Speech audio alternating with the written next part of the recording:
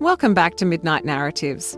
I'm your small-town Aussie host, here to dig into the stories that don't just creep you out, they make you question what's really going on.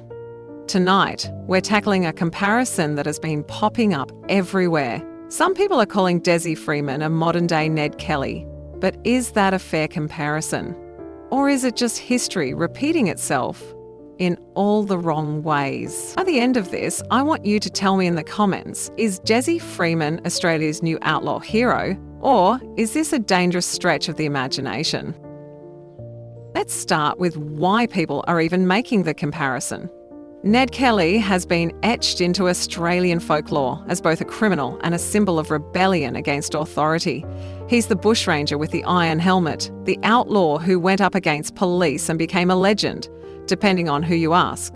Dezzi Freeman, in his own way, has become just as polarising.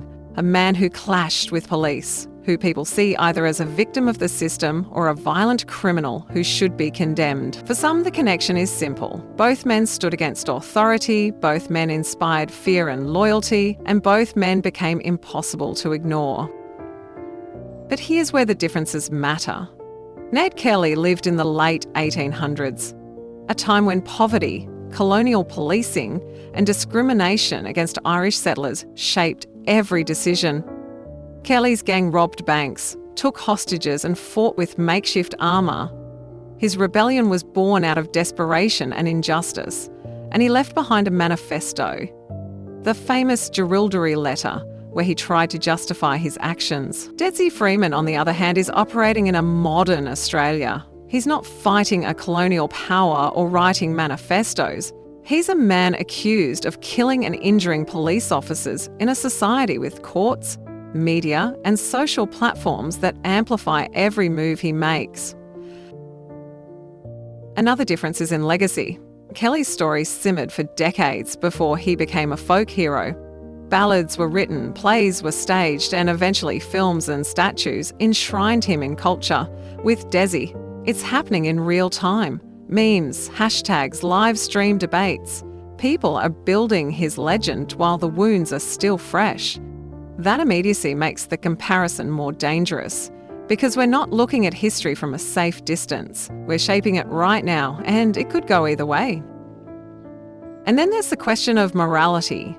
Kelly fought against what many saw as a corrupt police force targeting the poor. Dezzi's case is tangled in questions of mental health, policing practices, and community mistrust. But can the two really be put side by side? Or does calling Dezzi a modern Ned Kelly risk glorifying violence in a way that erases the actual victims involved? So here's where I leave it with you. Ned Kelly or not, Dezzi Freeman has already become a name people will argue about for years to come. But should he stand in the same category as one of Australia's most infamous bushrangers? Or is this just a desperate attempt to make sense of something we don't yet understand? Drop your thoughts below, because this debate is far from over. And as always, if you enjoy these deep dives into Australia's most divisive stories, make sure to like, subscribe, and share Midnight Narratives with someone who loves a good late-night debate. Until next time, stay curious, stay questioning, and stay safe.